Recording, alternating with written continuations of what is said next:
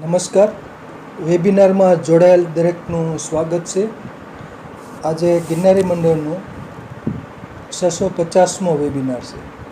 વક્તા છે અમદાવાદના વૈદ્ય શ્રી વિનોદભાઈ ઠક્કર સાહેબ, જેઓ આપણને ધન, મન અને ધનની પુષ્ટિ માટે ગીતાજી ભાગ 2માં ગીતાજીના કેટલાક શ્લોકોનું મહિમા જણાવશે અને તન મનની ધનની માટે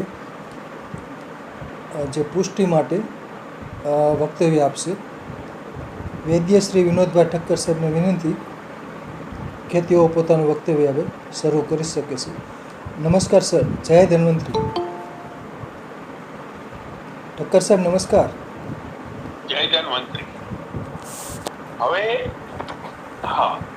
આપણે 649નો વેબિનાર ગઈકાલે ગુરુ પૂર્ણિમાના દિવસે પ્રથમ અધ્યાય આપણે લીધો. આજે આપણે બીજો અધ્યાય 650નો વેબિનાર. વસુદેવ સુતમ દેવમ કંસ ચારૂરમર્દનમ દેવકી પરમાનંદમ કૃષ્ણમ વંદે જગદ્ગુરુમ. કૃષ્ણએ ઉપદેશેલી શ્રીમદ ભગવદ ગીતાજી, એનો આજે બીજો અધ્યાય. અગાઉના કાલના વક્તવ્યમાં 1 થી 9 અધ્યાય આપણે સમાવિષ્ટ કરેલા અને એના ઉપર એક પૂર્વ ભૂમિકા આપણે બાંધી. આજે આપણે 12 થી 18 સુધીના અધ્યાયોમાંથી શ્લોકો લેવાના છે. તો પ્રશ્ન એ થાય કે 9 અને 10 અને 11 માં કેમ કઈ નહીં, એની વાત હું અત્યારે મુખે દ્વારા આપને ચિત્ર એક આપું છું. ઉપદેશેલી ગીતાજી એ ભગવાન શ્રી ના સ્વમુખે કુરુક્ષેત્રના મેદાનમાં અને બંને પક્ષે મધ્યમાં અર્જુનના કહેવાથી રથ ઉપસ્થિત કર્યા બાદ છે.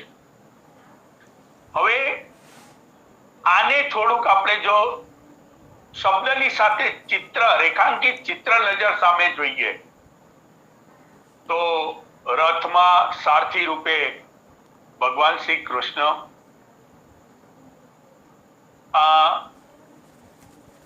રથી તરીકે અર્જુન, અર્જુનની વિટમના બંને પક્ષે જે યોદ્ધાઓ જોયા અને એમાં સ્વજનોને જોયા અને એની વચ્ચે એની જે દ્વિધા, એ દ્વિધાને આપણે પોતે સ્વ એ સ્થિતિ ઉપર છે એ રીતે વિચારવાનું. આપણે પણ જીવનમાં યુદ્ધ, મનોયુદ્ધો અને શારીરિક યુદ્ધોના અનેક તબક્કામાંથી આગળ પાછળ થતા હોઈએ છીએ, પસાર થતા હોઈએ છીએ. અને અર્જુને જ્યારે યુદ્ધનું એક નિર્ણય થઈ ગયો અને દુર્યોધન અને અર્જુન બંને કૃષ્ણની સહાય માટે ગયેલા, ત્યારે કૃષ્ણ ભગવાન એ પ્રસ્તાવ મૂકેલો કે હું યુદ્ધમાં કોઈના પક્ષે રહીને લડીશ નહીં. એ વાત અહીંયા આપણે થોડીક બીજી રીતે પણ જોવાની છે.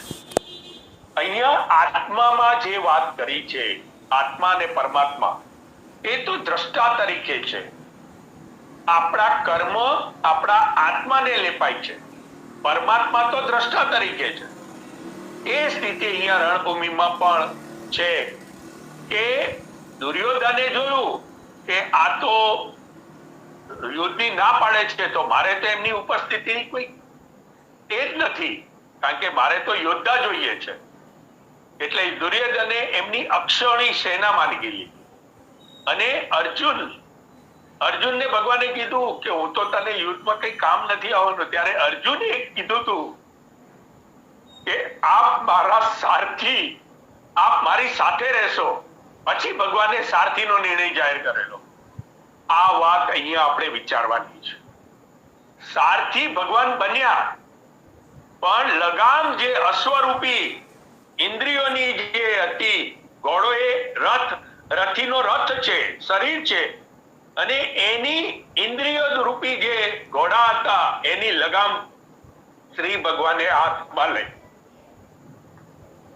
અને એ લગામો પકડી અને એને સાચી દિશામાં સમયે સમયે મદદ કરી, અંતસ્ફૂર્ણા કરી, એમને ઉપદેશ કરીને એને વિજય કરાવડે.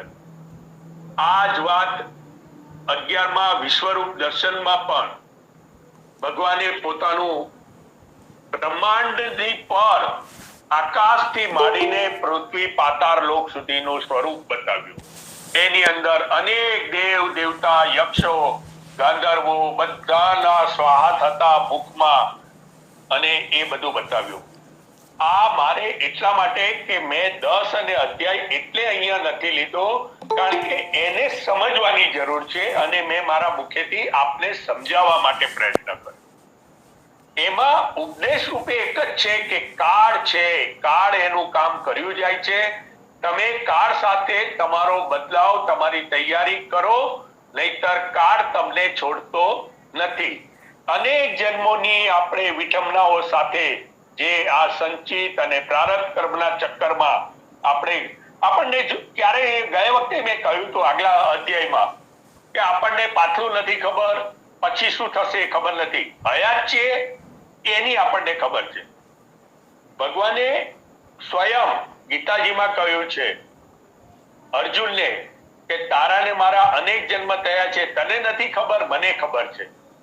એટલે ત્યાં જ ભગવાનનું પરમ અસ્તિત્વ, અનિત્ય, ચેતનવંતુ, સનાતન પ્રગટ થાય છે.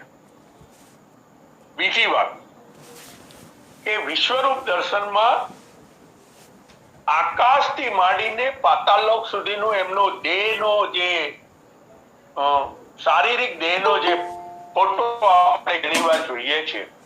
એટલે અખલ બ્રહ્માંડના નાયક તરીકે એને કહેવાય છે. સર્વસ્વ સંચાલન એનું માધ્યમ બ્રહ્મા દ્વારા એને ગોઠવ્યું, કારણ કે બ્રહ્માને નાભીમાંથી ઉત્પન્ન કર્યા અને પછી સૃષ્ટિનું સર્જન થયું. તો સંચાલન બ્રહ્મા હસ્તક એમને બ્રહ્માને સોંપીને સંચાલન ગોઠવ્યું. પોતે પર છે, પરમાત્મા. આપણે આ વાત પણ થોડી સમજવી રહી. હવે આપણે શ્રી ગણેશ કરીએ તો પહેલો જે શ્લોક લીધો છે એ 12મા અધ્યાયનો જે શ્લોક છે. નેક્સ્ટ. હવે અહીંયા આ જે ફોટા આપણે જોઈએ છે, એક સ્થિર બુદ્ધિ, સૌથી પહેલી વાર આપણામાં સ્થિર બુદ્ધિ થવી અગત્યની છે. જ્યાં સુધી આપણી બુદ્ધિ સ્થિર નથી થતી ત્યાં સુધી આપણે ઐશ્વર્ય તત્વને સમજી નથી શકતા. નેક્સ્ટ. આ બીજું ચિત્ર છે એ ભગવાનની માયા છે, જે લોકોને ગ્રથિત કરીને રાખે છે, બાંધીને રાખે છે. અને એ માયા એમની યોગ શક્તિ દ્વારા છે. એટલે જો ઉપર શક્તિ સ્વરૂપનું માયાનું યોગ શક્તિ દ્વારાનું સ્વરૂપ છે અને એ એમાં મુકાયું છે. નેક્સ્ટ.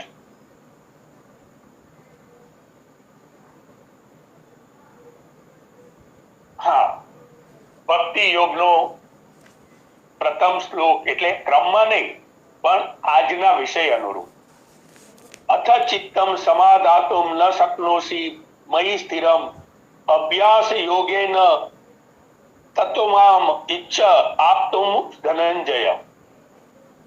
અહીંયા જે ભાવાર્થ બહાર આવે છે, અને જો તું મનને મારામાં અચળ ભાવે સ્થાપવા સમર્થ ન હોય તો હે ધનંજય, અભ્યાસ રૂપે યોગ દ્વારા મને પામવાની ઈચ્છા કર. હવે અહીંયા બે શબ્દ વાપર્યા છે. અભ્યાસ રૂપે યોગ. યોગ એટલે જોડાવું. એમાં યોગ એટલે જ્ઞાન યોગ કે કર્મ યોગ, એ વ્યક્તિને નક્કી કરવાનો. અને ત્રીજો અહીંયા ભક્તિ યોગનો પણ એને પ્રકાશ પાડ્યો. કારણ કે સૌથી સરળ ભક્તિ માર્ગ એવો છે કે જ્યાં સમર્પણ ભાવ આવે છે, જ્યાં હરિ કરેશો હોય એ ભાવ આવે છે. એટલે અહીંયા ભગવાને સ્પષ્ટ આ ભક્તિ યોગને ધ્યાનમાં રાખીને આ પ્રથમ શ્લોક જે આપણને ધ્યાનમાં આવે એવો મૂક્યો છે એ મેં કહ્યું. નેક્સ્ટ.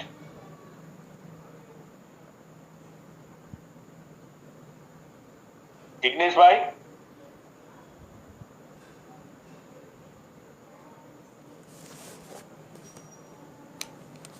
ચાલો જિગ્નેશભાઈ સ્ક્રીનમાં બરાબર ગોઠવે ત્યાં સુધી આ શ્લોકના અનુસંધાને બે દુઆ કહી દઉં. સંસારી પ્રીતડી શરણ એકો કામ, દુબિધા में दोनों गयो माया मिली न राम, माया को माया मिले लंबी करके आंख, निर्गुण को चीने नहीं फूटी चासे आंख. કબીરજી સ્કૂલમાં ગયા નહોતા અને કબીરજીએ સ્કૂલમાં ન ગયા હોવા છતાંય જે દુઆઓ દ્વારા આપણને એટલું સરળ રીતે જે જ્ઞાન આપ્યું છે, હું કબીરજીનો વધારે થોડો અભ્યાસુ છું. કારણ કે સરળ સમજી શકાય લોકભોગ્ય ભાષામાં એમણે જે દુઆ મૂક્યા છે એ મનન ચિંતન કરવા યોગ્ય હોય છે. હવે બીજો શ્લોક 12મા અધ્યાયનો 12મો શ્લોક. શ્રેયો હિ જ્ઞાન અભ્યાસાત જ્ઞાનાત ધ્યાનમ વિશેષ્યતે, ધ્યાનાત કર્મ ફલ ત્યાગસ ત્યાગાત શાંતિ અનંતરમ. મર્મ જાણ્યા વિના કરેલા અભ્યાસ કરતા જ્ઞાન ચડિયાતું છે. જ્ઞાન કરતા મુજ પરમેશ્વરના ધ્યાન ચડિયાતું છે. અને ધ્યાન કરતા પણ સર્વ કર્મોના ફળનો ત્યાગ ચડિયાતો છે, કેમ કે ત્યાગથી તરત પરમ શાંતિ મળે છે. કેટલું સૂક્ષ્મ માર્ગદર્શન ભગવાને એક ભક્તિ માર્ગને સરળ બનાવી દીધો કે જે કર, જે કઈ તું કરે છે એ સમર્પણ મુજને કરીને તું છૂટી જા. સમર્પણ ભાવ કેળવ, ત્યાગ, મારું કશું જ નથી. આ વાત અહીંયા આ શ્લોક દ્વારા આપણને કારણ કે જ્ઞાન છે પણ જ્ઞાન આચરણમાં કેમ લેવું, તો એનો માર્ગ બતાવ્યો. સરળ માર્ગ, ભક્તિ માર્ગ. કર્મ માર્ગનો પેટા વિભાગ સમજો અથવા ભક્તિ માર્ગને અરગ સમજો, પણ એ પણ એક કર્મ દ્વારા આચરવાનું માર્ગ છે. એટલે કર્મયોગની અંદર જ ભક્તિ માર્ગ આવી જાય છે. એટલે આ વાત પણ બહુ સરસ છે અને એના માટે પણ કબીરજીએ બહુ સરસ વાત કરી. માયા છોડન સબ કહે, માયા છોડી ન જાય, છોડન કી જો બાત કરે તો બહુ તમાચા ખાય.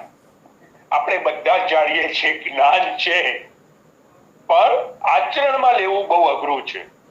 કારણ કે આપણે માયાની એવી ગૃહસ્થ જીવન, જવાબદારીઓ, ઉતાર ચઢાવ, આપણી બુદ્ધિ અમુક વાર સફળ કરાવે, અમુક વાર નિષ્ફળ કરાવે.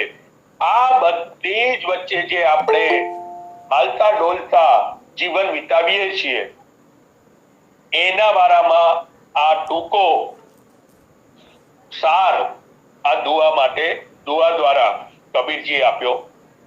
નેક્સ્ટ.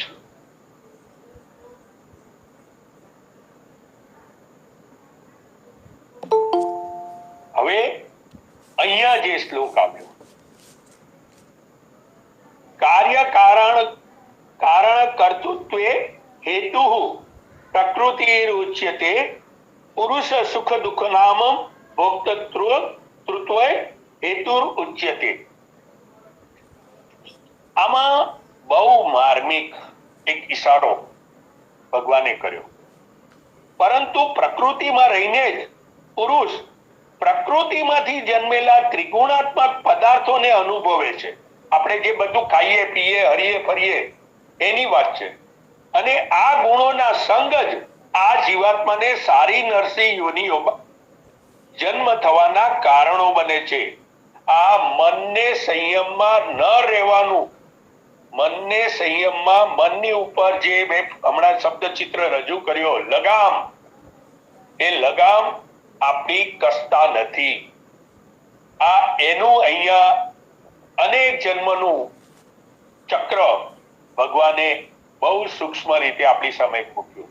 કારણ કે માયા છે, મોહ છે, આપણી કામ, ક્રોધ, લોભ, મોહ, મદ, મત્સર, આ જે 6 દુશ્મનો જે શાસ્ત્રમાં કીધા છે, આપણે એમાંથી એકેમાંથી પર છીએ એવું કદાચ હું માનતો નથી.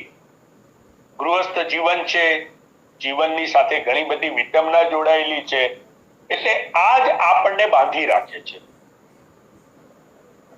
માલા મુझसे લડ પડી, કાહે ફિરવે મોઈ, જો દિલ ફિરે આપના તો રામ મિલાવું તોય. આ માયા આપણને નથી છોડવા દેતી.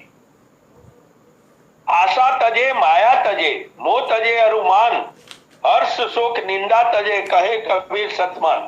આ સ્થિતિ આપણને લાવવાની કબીરજીએ પણ બતાવી, પણ આપણે નથી કરી શકતા.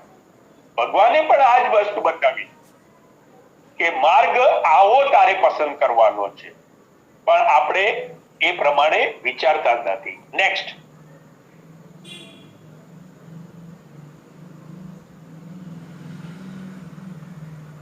અહીંયા જે ફોટો આપણી સામે છે, ત્રિવિધ દાન, સાત્વિક, રાજસ, તામસ, એ મેં અત્યારે પહેલા બતાવ્યો.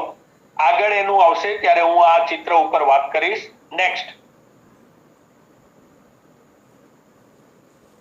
હવે આ ગુણ, સત્વ, રજસ અને તમો ગુણ, અને એની કેવી સ્થિતિ સર્જાય છે એનું પણ ચિત્ર આપણી સમક્ષ છે.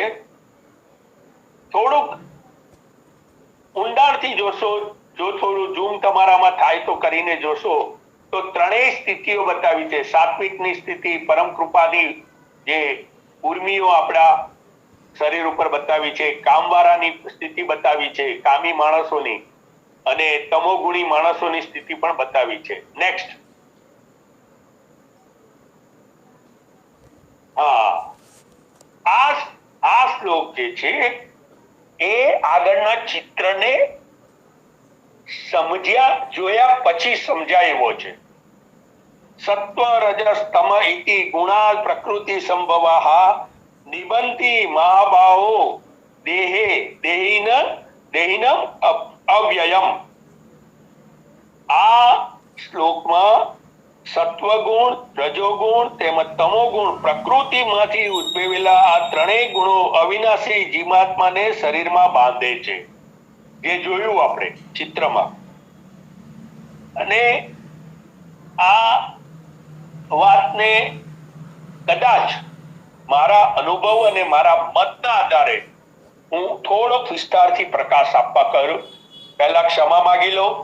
કદાચ શાસ્ત્રમાં આવું ક્યાંય જોવા ન મળે, પણ ઘણી બધી વાતો અનુભવ સિદ્ધ હોય એવું એક આ વાત છે કે માણસ, આપણે કહીએ કે આત્મા શુદ્ધ છે, અને આ ગુણો સાથેનું આત્મા જ્યારે બહાર નીકળે છે એ કેવી રીતના બને? એ તો ભગવાન તો એવું કે છે કે અવધ્ય છે, મારે કોઈની સાથે સંગ નથી, હું કોઈની સાથે જોડાયેલો નથી, અને કોઈના કર્મની સાથે પણ મારે કોઈ સંબંધ નથી, હું તો સાક્ષી ભાવે છું. તો આ જીવ જ્યારે પાર્થિવ શરીરમાંથી નીકળે છે, જીવાત્મા, અને એની ઉપર આ બધા જે આવરણો ત્રિગુણાત્મક એની સાથે જે નીકળે છે. હવે કાલે પણ આપણે એક વાત થઈ હતી, પરા અને અપરા પ્રકૃતિ. ત્યારે પણ મેં આ કહ્યું, આપણે પાર્થિવ શરીરમાંથી આત્મા નીકળે એની ઉપર આ બધા આવરણ, હવે એ આવરણો પણ અનેક જન્મોના અંદર ઉમેરા થતા થતા એ વધારે વજનદાર બની, અને એ વજનદાર બને એટલે સ્વાભાવિક છે કે ઉદ્ધવ ગતિ થતી એની ધીમી હોય. આકાશ માર્ગે, ભગવાનનું સ્થાન તો આકાશથી પર છે, જે આપણે જોઈ નથી શકતા, તો ત્યાં ગતિ ધીમી આ ઉપર જવા માટે થાય છે. અને એટલે જ ભગવાને 9મા અધ્યાયમાં જે 3-2 વાત કીધી હતી, દક્ષિણાયન અને ઉત્તરાયણ, ભીષ્મ પિતાએ ઉત્તરાયણ સુધી રાહ જોઈ હતી દેહ છોડવાની, કારણ કે હીટ એક્સપાન્ડ્સ એન્ડ ફૂલ કોન્ટેક્ટનો જે નિયમ છે એ પ્રમાણે ઉત્તરાયણમાં ગરમી વધવાથી એ આવરણોની અંદર એક લઘુતા વધારે આવે અને એ વધારે ઉપર ગતિ કરે. એટલે જ 9મા અધ્યાયમાં એવું કહેવામાં આવ્યું છે કે અમુક સ્તર પછી પાછો એ જન્મ લે છે ને એ સ્તરને વટીને જો એ આગળ જતો રહે તો એ પાછો વળતો નથી. એટલે જેટલા આવરણો ઓછા રાખ્યા હોય એટલી એની ગતિ વધી જાય, અને ગતિ વધી જાય એટલે ઉપર જવાની એની ગતિ વધારે તીવ્ર થાય, આકાશ માર્ગે ઉપર. અને એ જ વાત આપણે સાયન્ટિફિક રીતે જોઈએ કે આ રીતે જોઈએ, જ્ઞાન વિજ્ઞાનમાં આ વાત કરેલી છે. તો આ મેં થોડુંક વૈજ્ઞાનિક રીતે જે વિશ્લેષણ કરીને આપની સમક્ષ મૂક્યું. અને પાછા જ્યારે પુનર્જન્મ, જો આપણે એ એકદમ આવરણો છૂટા કરી નાખ્યા તો બ્રહ્મમય થઈ જવાના, ઈશ્વરમય થઈ જવાના. પણ આ આવરણોના પડોળોના હિસાબથી અમુક સ્તર પછી પાછું એ નીચે આવે છે અને પુનર્જન્મનું ચક્ર ચાલે છે. એટલે આ મેં મારા દ્રષ્ટિથી, મારા અનુભવ, મારા જ્ઞાન, મારા અભ્યાસના આધારે મેં થોડુંક વિશ્લેષણ જે હું સમજ્યો છે મેં મૂક્યું. કદાચ કઈ ભૂલ થતી હોય તો ક્ષમા પુનઃ ચાહું છું. નેક્સ્ટ.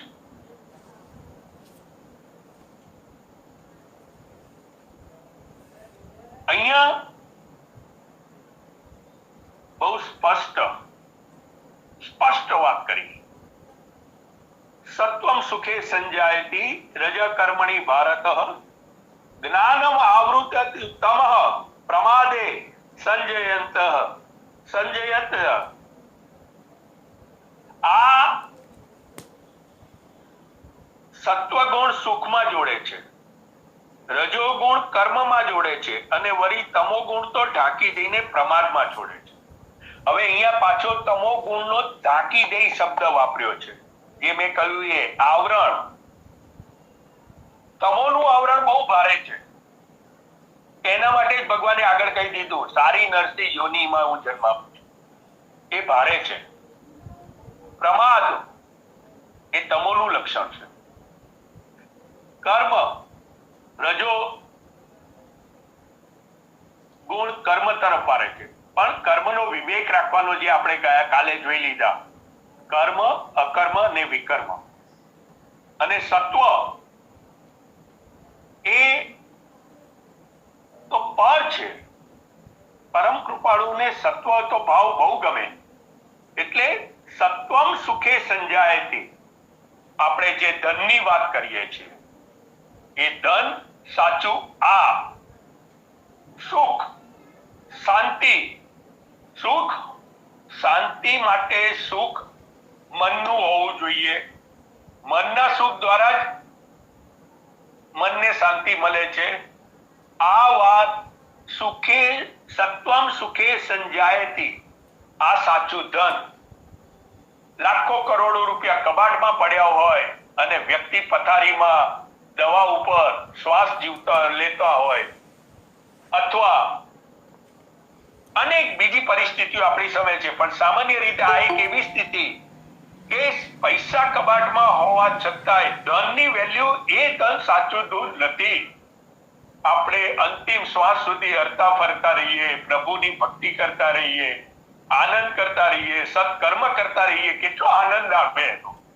એ સુખ સાચું છે, એ ધન સાચું છે. આ વાત આ ધનના સંદર્ભે અહીંયા આપણે સમજવાની છે. સાચું ધન તો હરિ કૃપા અને હરિ જોડે સત્સંગ. બરાબર. એક ભજન પણ આપણે ઘણીવાર સાંભળીએ છીએ,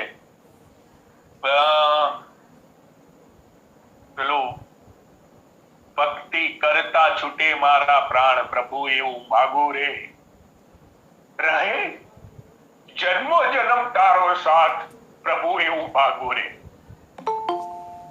ઈશ્વર કૃપા અનેક જન્મના આવરણો સાથે છીએ, પણ શુભ શરૂઆત કરીએ તો આ જન્મમાં 5-10%, 15%, 25% આપણા સંચિત કર્મો કપાય, બીજા જન્મમાં બીજા 25% કપાય. તો 1 કે 2 જન્મ પછી જો શ્રી ગણેશ આજે કર્યું હશે તો 2-3 જન્મ પછી અવશ્ય આપણે એક સાત્વિક જીવન સાથેની, પરમ આનંદ સાથેની સાચા ધનની પ્રાપ્તિ કરી શકીશું.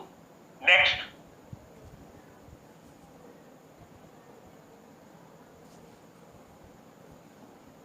હવે સત્વની વાત કરી, પણ સાંભળી બી કરી, બધાને ગમી પણ ખરી, પણ આચરણમાં લેવા માટે જલ્દી મન નથી માનવાનું. એટલે જ ભગવાને પછી આ શ્લોક આપણી સમક્ષ મૂક્યો. લોભઃ પ્રવૃત્તિ આરંભઃ કર્માણમ અસમસ્પૃહા રાજસ્યતાની જાયન્તે વિવૃત ભરતસર. હે ભરતવંશીઓમાં શ્રેષ્ઠ રજોગુણમાં વધતા લોભ, પ્રવૃત્તિ, કર્મોનો સ્વાર્થ બુદ્ધિથી તેમજ સકામ ભાવે કરવા અશાંતિ અને વિષયની લાલસા આ સઘળું જન્મે છે.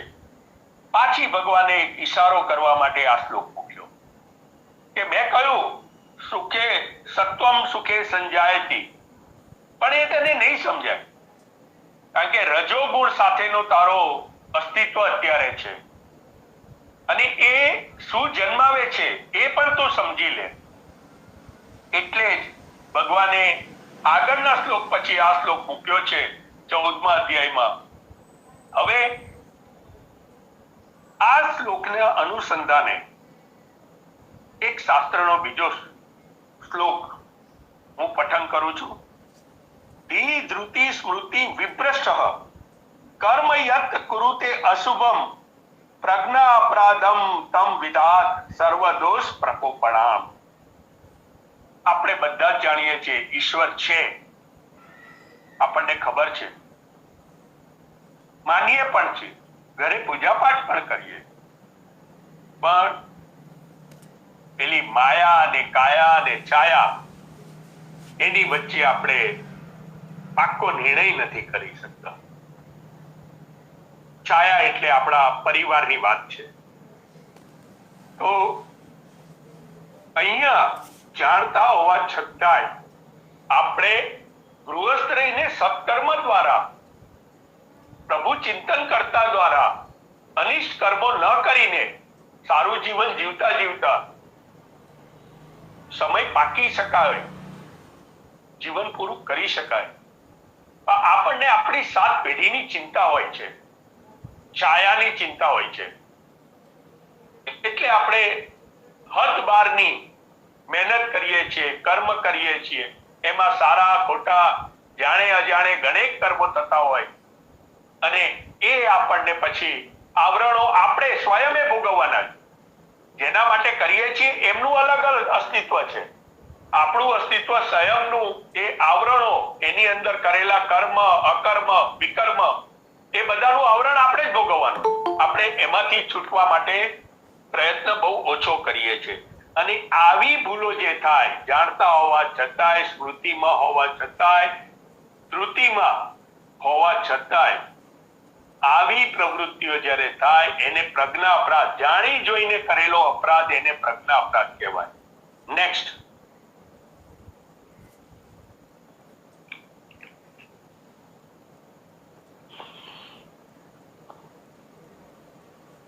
સત્વવાત સંજાયતે જ્ઞાનમ રજસઃ લોભ એવ ચ પ્રમાદ મોહો તમસો ભવતો અજ્ઞાનમેવ ચ. અહીંયા હવે ભગવાને એક બહુ સ્પષ્ટ લીટી મૂકી દીધી કે સત્વગુણમાંથી જ્ઞાન જન્મે છે અને રજોગુણમાંથી નિશંકપણે લોભ જન્મે છે અને તમોગુણમાંથી પ્રમાદ અને મોહ જન્મે અને વળી અજ્ઞાન પણ જન્મે. બહુ સ્પષ્ટ રેખા બતાવી દીધી કે આ 3 ગુણ છે, ત્રણેય ગુણના ધર્મ અલગ છે, ત્રણેય ગુણના એટલે ત્રણેય ગુણ દ્વારા કર્મો અલગ થાય છે. તારી સામે ચિત્ર મૂકું છું. નક્કી તું કરી લે. અને એટલા જ માટે આપણે એક દુઓ કબીરજીનો સાંભળી લઈએ.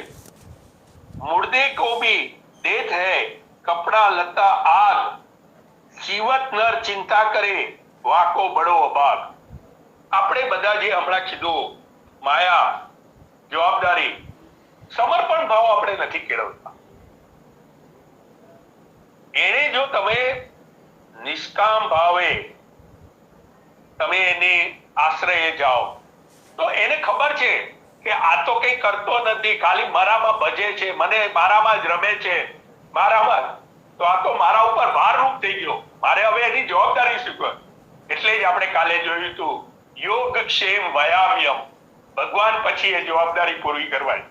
ત્યારે તમને બુદ્ધિ પણ એવી આવે, તમારી આજીવિકા પણ તમારી સુખરૂપે થઈ જાય. એ બધું જ એ સાક્ષી ભાવે ગોઠવીને એક માધ્યમ બનાવીને તમને એની પ્રાપ્તિ કરાવે છે. પણ એ લક્ષ્ય સાધવા માટે આ એક સરળ માર્ગ જે છે, જે બતાવ્યો સમર્પણ ભાવ, એ આપણે પહેલા તો ખીલવો પડે. નેક્સ્ટ,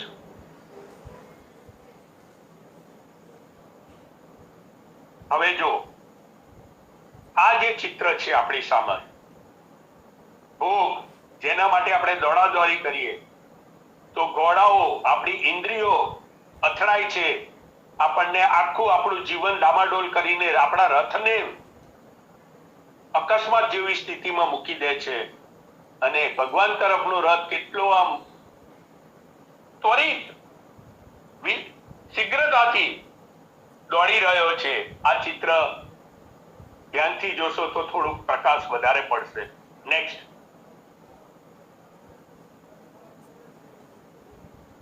હા, આ શ્લોક, આ એક જ શ્લોક પુરુષોત્તમ યોગમાંથી મેં પસંદ કર્યો છે. આ એક શ્લોકને જો જ્યારે જરાક ચીડવટથી આપણે સમજી લઈએ ને, તો આપણને પૂર્ણ રહસ્ય ખબર પડી જાય. શ્રોતમ ચક્ષુઃ સ્પર્શન ચ રસનમ દ્રાણમેવ ચ અધિષ્ઠાય મનશ્ચાય વિષયાન ઉપસ્તેવતે. આ કર્મેન્દ્રિયોની વાત છે, અરે જ્ઞાનેન્દ્રિયોની વાત છે, સોરી. આ જે આપણે આંખેથી જોયું કે ભાઈ આ નવી બજારમાં ગાડી સરસ આવી છે, આપણે એ લેવી છે, ભાવ જ જાગી જાય તરત કે આવી ગાડી આપણા કમ્પાઉન્ડમાં હોવી જોઈએ, ભલે 50 લાખની. એ 50 લાખ ભેગા કરવા માટે આપણે દોડવા માંડીએ, પછી એમાં સારું કરીએ, ખોટું કરીએ, જે કંઈ કરવા જેવું લાગે કદાચ કરી નાખીએ. પણ એ મનમાં જોયાનો ભાવ, પછી સાંભળ્યું કે ભાઈ વિદેશમાં એફિલ ટાવર, ઇજિપ્તનું આ બહુ અલૌકિક છે, આમ છે, તેમ છે, એટલે મનમાં તોફાન ચાલે. બધા જાય છે, હું રહી ગયો, આપણે દોડવાનું. એવી જ રીતના સ્પર્શ કર્યો, એક એવી વસ્તુ સ્પર્શથી એક મનની અંદર તોફાન કરે કે નહીં, આ તો બહુ સારું છે, આ તો આપણે વાપરવા જેવું છે. એ સ્પર્શ પણ, પછી રસ, સ્વાદ, જીભમાં કઈક વસ્તુ આવી અને ભાવ્યું, એટલે એક લાડવાની બદલે 2 ને 2 ના 4, અને પછી ભલે પેટ પકડે. એ રસનમ. અને દ્રાણમેવ, સુગંધ. રોડ ઉપર જતા જતા પણ જો આમ તાજા ઘીની સુગંધ વાળી જલેબી ક્યાંક દેખાતી હોય, તરતી હોય ને એની સુગંધ જો રોડ ઉપર આવી ગઈ તો બ્રેક વાગી જ જાય, લાય થોડીક ચાખી લો. આ જે 5 ઇન્દ્રિયો જે છે, આ ઇન્દ્રિયો આપણા મન ઉપર જે આક્રમણ કરે છે, ઇન્દ્રિયો તો ગ્રહણ કરે છે, સંકેત મોકલે છે મનને, અને બગડે છે મન. એટલે જ મનને ઉપેન્દ્રિય કીધી છે. 5 જ્ઞાનેન્દ્રિય અને 5 કર્મેન્દ્રિયોની ઉભયેન્દ્રિય.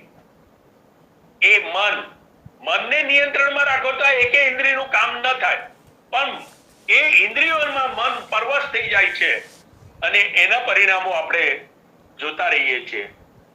એવું અહીંયા ભગવાને બહુ સ્પષ્ટ રીતે આપણી સામે ચિત્ર મૂક્યું છે પુરુષોત્તમ યોગમાં. નેક્સ્ટ. હા, હવે આ ભક્તનો ભાવ, તમે કેવો ભાવ પ્રગટ કર્યો છે, ઈશ્વરમય તમે કેટલા છો, સત્સંગ, ભગવાનની વાતો, ભગવાનની સામે નિત્ય પૂજા પાઠ, પૂજા અર્ચન અને સમર્પણ ભાવ, તો આ બધા માર્ગો છે ભગવાનની નજીક જવાના. આ ભક્તના ભાવો અહીંયા મૂક્યા છે. નેક્સ્ટ.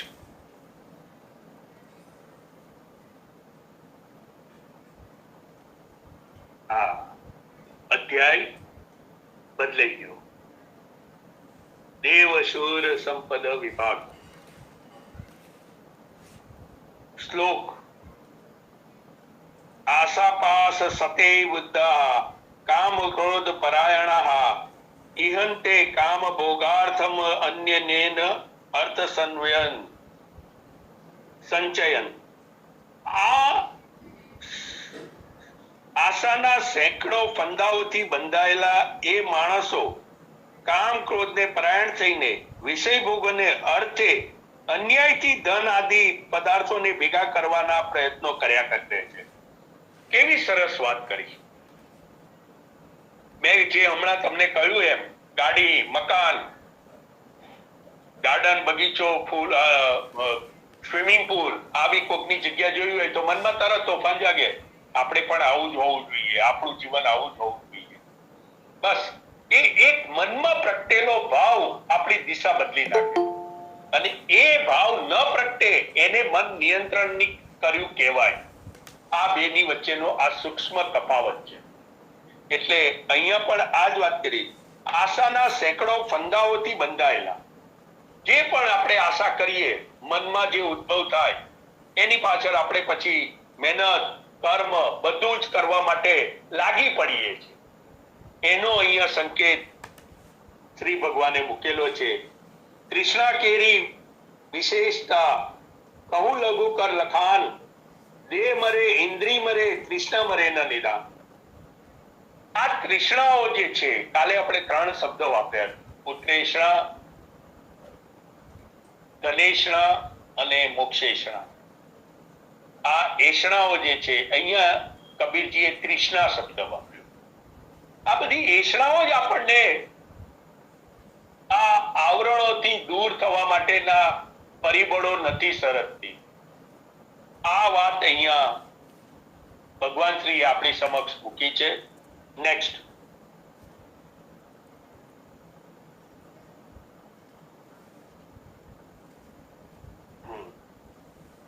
અહીંયા 2 શ્લોકો સાથે પસંદ કરાયેલા છે. આડયો અભિજનવાન અસ્મિક અન્ય અસ્તિ સદૃશ્ય મયા યક્ષ્યે દ્યાસ્યામી મોદિષ્ય ઇતિ અજ્ઞાન વિમોહિતાઃ અનેક ચિત્ત વિભ્રાંતાઃ મોજાલ સમાવૃત્તાઃ પ્રસક્તાઃ કામ ભોગેષુ પતંતિ નરકે અશુચો. અને હું ઘણા માણસ જ્યારે થોડો પણ સુખી થાય, સંપન્ન થાય, આર્થિક રીતે પૈસાવાળો થાય, એટલે એનામાં આ ભાવ પ્રગટ થાય છે. હું ઘણો ધનવાન છું અને મારું આટલું મોટું કુટુંબ છે, મારા જેવો બીજો કોણ હોય, હું યજ્ઞ કરીશ, દાન કરીશ અને મોજ મજા કરીશ.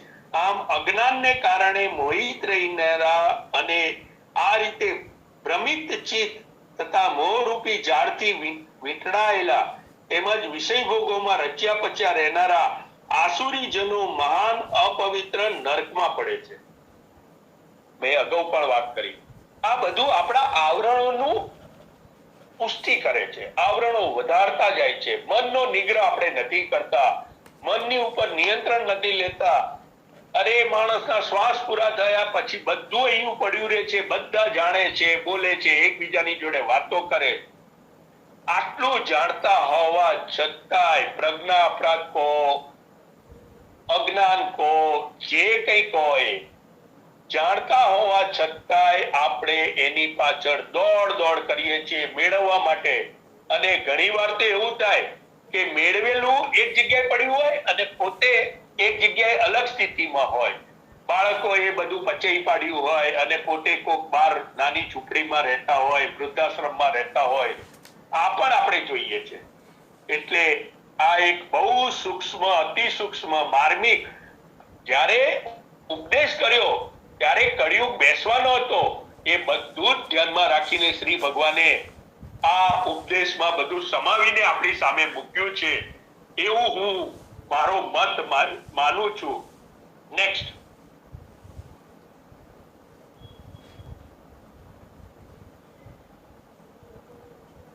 આપણે આ લેવાઈ ગયો, બેઉનું સાથે લઈ લીધું. નેક્સ્ટ.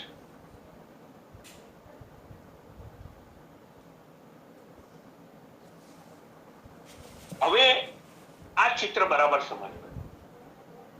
સાત્વિક આહાર, રાજસી આહાર અને તામસી આહાર. આપણા મન ઉપર જે કંઈ આપણા ભાવો પ્રગટ થાય છે ને, એ આપણા ખોરાક દ્વારા થાય છે.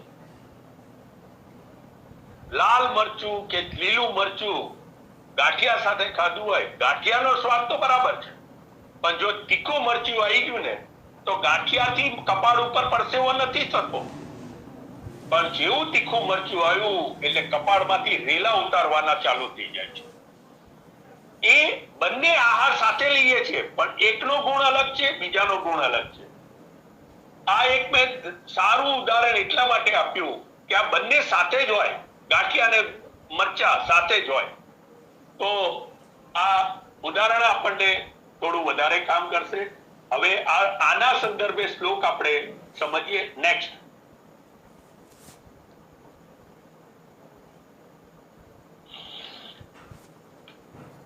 અહીંયા 2 શ્લોક છે. 17મો અધ્યાય 8, અત્યારે સ્ક્રીન ઉપર 8 છે અને આના પછી 9 આવશે, અને ત્રીજો 10મો છે, પણ મેં લીધો નથી કારણ કે આપણે તમો ગુણ વાળા તો નથી, આપણે રાશિ છીએ એવું માનીને મેં તમો ગુણ વાળો શ્લોક નથી લીધો. અહીંયા ભગવાને ઈશારો આહારનો, કેવા આહારથી આપણામાં પરિવર્તન આવે એ બતાવ્યું છે. આયુ સત્વ બલમ આરોગ્ય સુખ પ્રીતિ વિવર્ધના રસ્યા સ્નિગ્ધા સ્થિરા હૃદયા સાત્વિક પ્રિયા. અહીંયા ભગવાને એવું કીધું નથી કે તું આવું ખા, પણ સાત્વિક માણસને આવો આહાર પ્રિય હોય છે એવો શબ્દ વાપર્યો. એમ ખાવું તો તારે જે કરવું હોય, મેં તો તને સ્વતંત્ર જીવન આપ્યું છે, તારે જે ખાવું હોય એ ખા, પણ અહીંયા સાત્વિક પ્રિયા શબ્દ વાપર્યો કે સાત્વિક માણસ હોય જેને પોતાના સત્કર્મ સાથે સત્વમ સંજાયતી સુખમ સંજાયતી એ માર્ગે જેને ચાલવું છે, એના માટે આ આહાર આવો હોવો જોઈએ. કેવો? કે જે આયુષ્યની વૃદ્ધિ કરે, સદગુણ આપે, શક્તિ આપે, સુખ, લોકોમાં પ્રીતિ વધારનાર, સર્વભૂત હિત રતા આ ભાવના કેળવાવે, રસયુક્ત હોય, સ્નિગ્ધ હોય, સ્થિર. અહીંયા સ્થિર શબ્દ એટલા માટે છે કે જે આયુષ્યને, આપણે ઘણીવાર એવા માણસો જોઈએ કે આમ હોય 70, 75, 80 વર્ષના, પણ નવયુવાનની જેમ દોડાદોડી કરતા હોય, કારણ કે એને જે ખોરાક લીધો છે એ સ્થિર ખોરાક લીધો છે. અને ઘણા આપણે એવા જોઈએ 40 વર્ષના માણસ વ્યક્તિ હોય, માઈ કાંગલાની જેમ રોડ ઉપર ચાલતો હોય, ચાલતા ચાલતા થોડું કામ કરી થાકી જતો હોય. એટલે અહીંયા સ્થિરા શબ્દ એટલા માટે વાપર્યો છે. અને હૃદયને પ્રિય લાગે એવો આહાર. નેક્સ્ટ.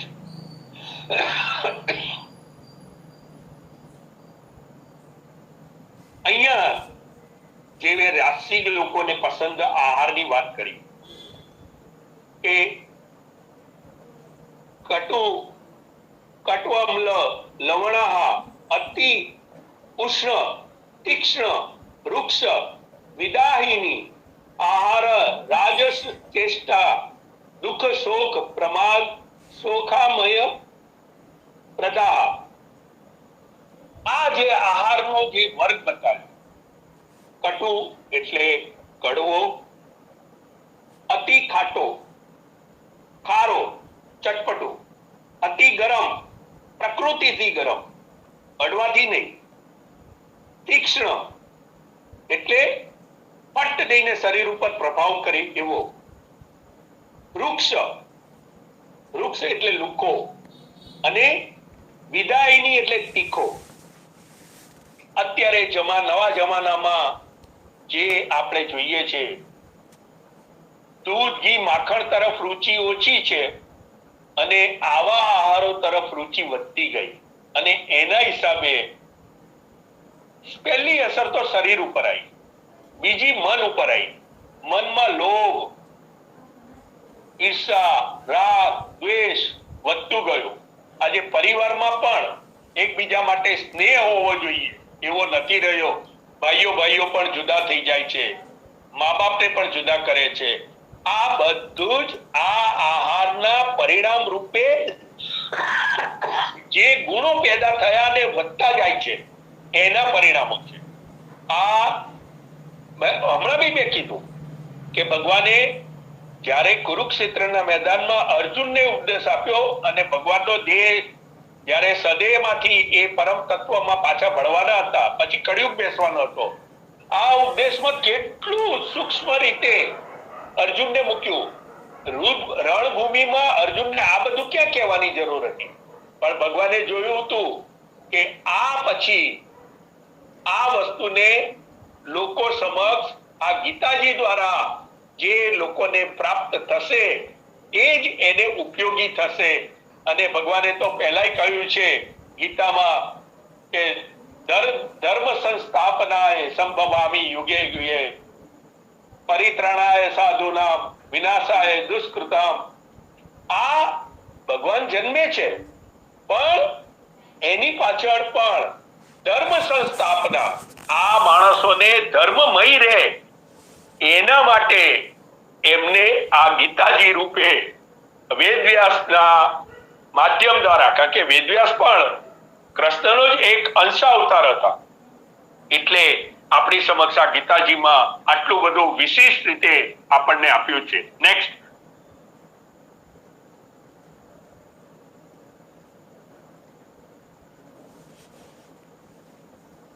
હવે અહીંયા થોડું વિશિષ્ટ રીતે અફલાકાંક્ષી યજ્ઞો વિદૃષ્ટો ઇજેયતે યષ્ટવ્યમ એવ ઇતિ મનઃ સમાદાય સાત્વિકઃ. અને એ અર્જુન, જે શાસ્ત્ર વિધિ દ્વારા નિયત થયેલા યજ્ઞ કરવો એ જ કર્તવ્ય છે એમ મનમાં નિશ્ચય કરીને ફળની ઈચ્છા વિનાનો માણસ કરવા માંડે તો એ સાત્વિક છે. અહીંયા બહુ સરસ રીતે કહી દીધું કે શાસ્ત્ર વિધિ દ્વારા નિયત, જે આપણે કાલે કીધા હતા પંચયજ્ઞ, શાસ્ત્ર વિધિ દ્વારા નિયત કર્મ, એને જો કર્તવ્ય રૂપે કર્મ રૂપે માણસ કરે મનમાં નિશ્ચય કરીને ફળની ઈચ્છા વગર, તો એ માણસ સાત્વિક છે. આ સાત્વિક ભાવના જે કેળવવા માટે પહેલા આહારનું કીધું, અને એ પાચન થયા પછી મનોભાવો જે થાય છે એની સ્થિતિ મૂકી. નેક્સ્ટ.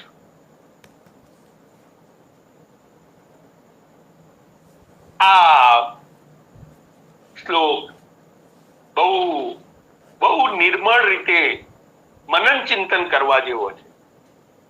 મન પ્રસાદ સૌમ્ય ત્વામ મૌનમ આત્મ વિનિગ્રહ ભાવ સંશુદ્ધિ ઇતિ એતત તપઃ માનસમ ઉચ્યતે. આ મનની વાત કરી. આપણે ધનનું થોડું જોઈ લીધું, કાલે આપણે તલનું જોઈ લીધું, યુક્ત આહાર વિહારસ્ય યુક્ત ચેષ્ટસ્ય.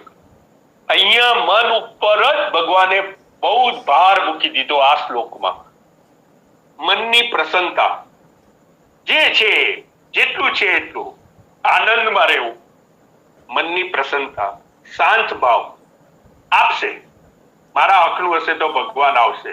શાંત ભાવ, ભગવત ચિંતન, ભગવાનને આગળ રાખીને હરિ કરેશો હોય, મારો ભગવાન મારા માટે બધું જ કરવાનો છે એટલો દ્રઢ વિશ્વાસ, સ્વભાવ મનનો નિગ્રહ, મનને ખોટી દિશામાંથી રોકવો અને અંતઃકરણના ભાવોથી સારી પેટે પવિત્રતા.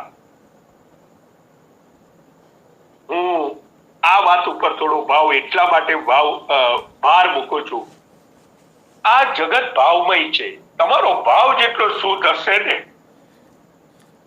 એ જ તમારું પરા પ્રકૃતિમાંથી બુમરેંગની જેમ એ ભાવ જેવો તમે પ્રગટ કર્યો હશે એ બુમરેંગની જેમ એવા જ ભાવ સાથેનું તમારે પુનઃ કોઈ વ્યક્તિ, કોઈ સહાય, કોઈ તત્વ તમને મળશે. સારો ભાવ હશે તો સારું મળશે, ખોટો ભાવ હશે તો ખોટો. ભાવમય જગત છે એટલે આ ભાવ બહુ પવિત્રતાથી આપણે શુદ્ધ રાખવો જોઈએ એવું અહીંયા ભગવાન નિર્દેશ આપે છે. નેક્સ્ટ,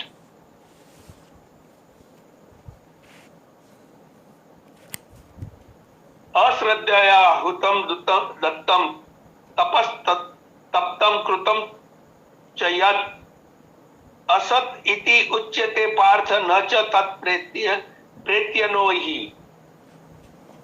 વગર શ્રદ્ધાએ કરાયેલા હવન, દીધેલું દાન, આચરેલું તપ અને જે કંઈ કરવામાં આવેલા શુભ કર્મ છે એ બધા અસત છે, અછત છે એવું સ્પષ્ટ કહેવાયું છે. માટે એ ન તો આ લોકમાં લાભદાયક છે ન તો મર્યા પછી. અહીંયા ભગવાને બહુ અંતિમ સ્થિતિ આપણી સામે મૂકી દીધી કે આપણે એવું માનીએ કે હું યજ્ઞ કરું છું, કર્મ કરું છું, ભક્તિ કરું છું, ધર્મ કરું છું. અહીંયા કેવા કર્મની અસતની ગણનામાં છે એનું ચિત્ર આપણી સામે મૂકી દીધું કે કર્મ તમે જે પહેલા કીધું હતું, કર્મને જાણવા જોઈએ. કર્મ શું છે, અકર્મ શું છે ને વિકર્મ, એ જ વાત અહીંયા ભગવાને બહુ સ્પષ્ટ મૂકી કે આવા વાત તમે કરો છો એ તમને એવું લાગે છે કે બરાબર છે, પણ એની અંદર આ દુર્ગુણ છે એ તમે નથી જાણતા એટલે અસત છે. દુર્ગુણ કયો છે? શ્રદ્ધા વગરનું કરેલું, શ્રદ્ધા વગરનું. આ શ્રદ્ધા અને જે આપણે સકામ કહીએ એની ભેદરેખા બતાવી. કર્મ કર, યજ્ઞ કર, જે કઈ કર, પણ સકામ નહીં, નિષ્કામ કર. શ્રદ્ધા રાખ કે ભગવાનની કૃપા થશે તો મને એનું ફળ મળશે. ભગવાન એવું નથી કહેતા કે હું ફળ નહીં આપું, પણ તું માગે એવું નહીં. મારે જે તારા ભાવ સાથે જોડાયેલું કર્મ તે કર્યું છે એ અનુરૂપ મારે તને આપવાનું છે. અહીંયા બહુ નાની ભેદરેખા સમજવા જેવી છે. નેક્સ્ટ,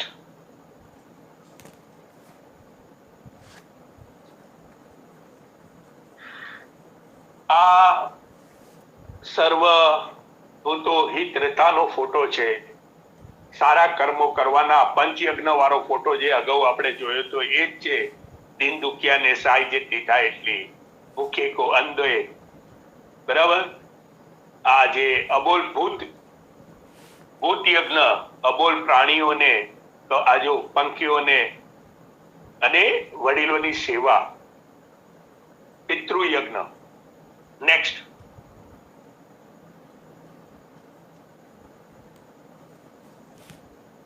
યજ્ઞ દાના તપ કર્મ ન ત્યાજ્યમ કાર્યમેવ તત યજ્ઞો દાનમ તપસ્યૈવ પાવનાની મનીષિણા. કેટલી સરસ વાત કહી દીધી કે યજ્ઞ, દાન અને તપ રૂપી કર્મ ત્યાગ કરવા યોગ્ય નથી, પરંતુ એ તો અવશ્ય કરવા જોઈએ. કેમ કે યજ્ઞ, દાન, તપ એ ત્રણેય કર્મો બુદ્ધિશાળી માણસોને પવિત્ર કરનાર છે. આ એક સ્કૂલનું પગથિયું આપણને બતાવ્યું.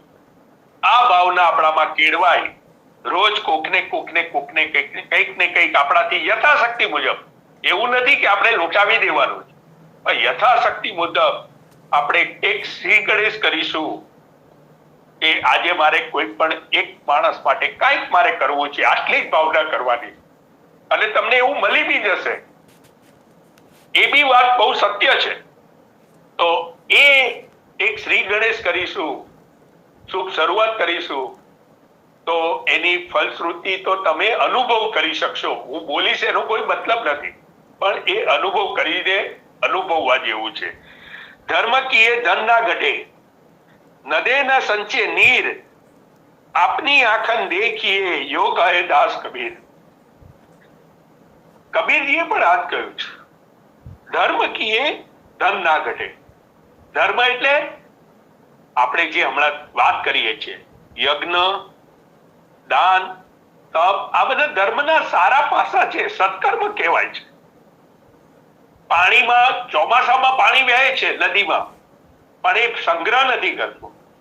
અહીંયા પણ આ જ વાત આપણે સમજવાની છે કે કેટલું તમે ભેગું કરીને તો તમારી સાથે આવવાનું નથી, તો કેટલું તમે એમ કરશો. બીજી એક વાત, બોધિયંતી ન યાચંતે ભિક્ષા દ્વારે ગૃહે ગૃહે દિયતામ દિયતામ નિત્યમ અદદાતુ ફલમ ઈદૃશમ.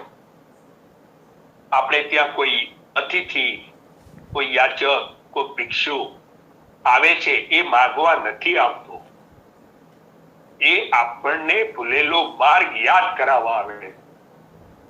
તમે જુઓ, મેં મારા જીવનમાં કોઈ સત્કર્મ નથી કર્યા તો મારી આ સ્થિતિ છે, આવું શાસ્ત્રમાં લખ્યું છે. હું એવું કહેતો નથી, મેં એટલે શ્લોક લીધો છે. એટલે કોકના માટે કંઈક આપવાનું, ભલે યથાશક્તિ, અને કદાચ કોઈ એવી પરિસ્થિતિ હોય કે આપણે ન આપી શકીએ, તો એને બે હાથ જોડીને વંદન તો કરી જ લેવા. તમે બે હાથ જોડી દેશો એટલે સામેવાળી વ્યક્તિ સમજી જશે કે આનો ભાવ છે, પણ એની શક્તિ નથી અત્યારે આપવાની. આ સનાતન સત્ય વાત કરું છું. નેક્સ્ટ.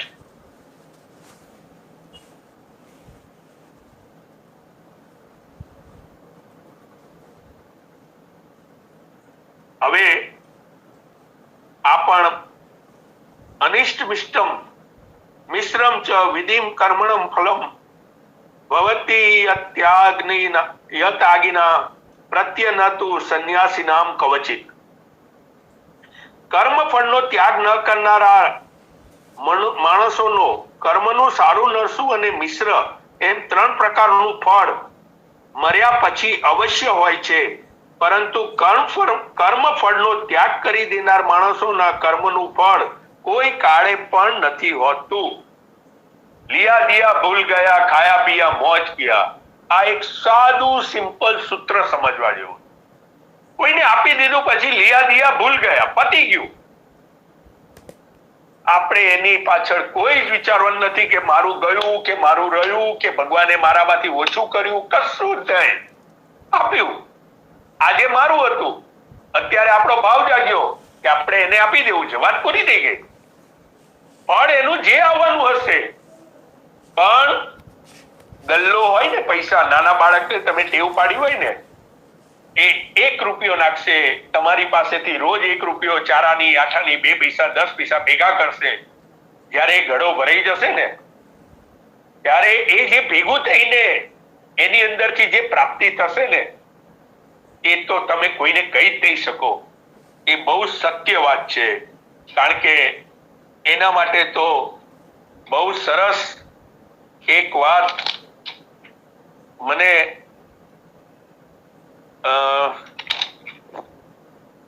બહુ કરવી ગમે એવી છે, પણ ચલો હું હમણાં સમાપન વખતે કહી દઈશ. નેક્સ્ટ.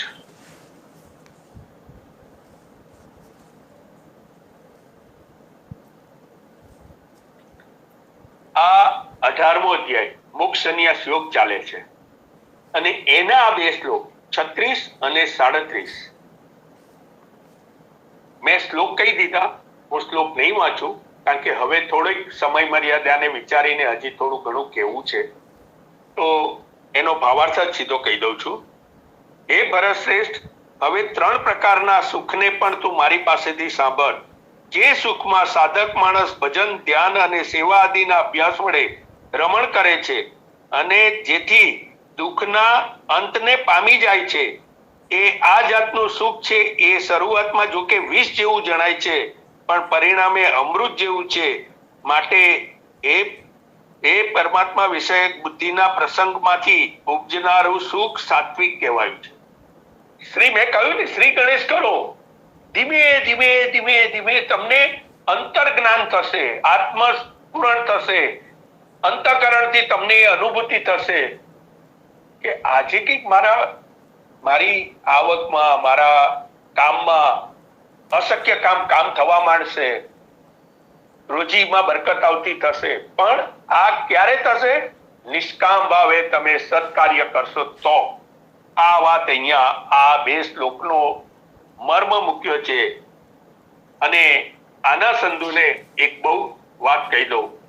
યાવત સ્વસ્થ અયમ દેહે યાતત મૃત્યુ ચ દુરત તાવદ આત્મહિતમ કુર્યાત પ્રાણાંતે કેમ કરી શકી. જ્યાં સુધી આ સદે શરીરમાં પ્રાણ છે, ચેતન વાળું શરીર છે, તો આવા સત્કર્મો કરી લેવા જોઈએ.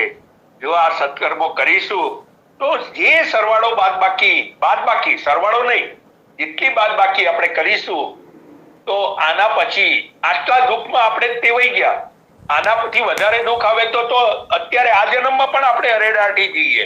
તો ભવિષ્યનું વિચારીને આપણે સત્કર્મ તરફ થોડું મન વાળવું જોઈએ. નેક્સ્ટ.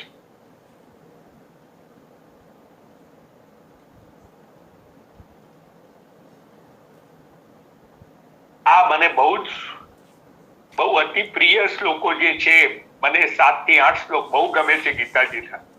એમાં આ શ્લોક છે.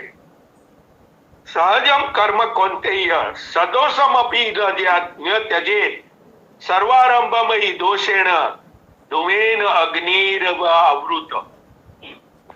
અહીંયા ભગવાને દોષ નથી બતાવ્યો. શું કીધું છે? સહજ, તારાથી થાય એટલું સરળતાથી તું કર્મ કર. તારો ભાવ શું થશે તો એમાં દોષ હશે ને, તો એની ચિંતા ન કર. તારો ભાવ શું હોવો જોઈએ. તો શરૂઆતમાં આપણને એમ થાય કે મારી આવક આટલી છે, હું આ મારું આપી દઈશ, આમ કરીશ તો મારું ઓછું થઈ જશે. એટલે એ દોષ છે. મનમાં ભાવ જાગ્યો એ દોષ થાય, પણ ધીરે ધીરે એમાં પણ પરિવર્તન આવી જશે અને એની તમને જે આનંદની લહેર તમારા શરીરમાં, મનમાં અને જીવનમાં જોવા મળશે એ આ શ્લોક દ્વારા બહુ માર્મિક રીતે અનુભવવા જેવી છે. એટલે જ કીધું છે કે સહજમ કર્મ કૌંતેય. સહજ એટલે તારાથી થાય, તારા દૈનિક જીવનમાં સહજ સરળતાથી જે થાય એ કર્મ, ભલે દોષ રૂપ હોય પણ એનો દોષ નથી. કારણ કે બધા જ કર્મોમાં કંઈક ને કંઈક દોષ હોય છે, પણ જેમ જેમ તારો ભાવ બદલાશે એમ એ દોષ કપાતા જશે. નેક્સ્ટ. હા, હવે અહીંયા છે ને 3 શ્લોક છે. 51, 52 તો આપણી સ્ક્રીન ઉપર દેખાય છે અને 53. તો હું અહીંયા 3 શ્લોકનું પઠન નહીં કરું, ખાલી એનો ભાવાર્થ સમજાવી દઈશ.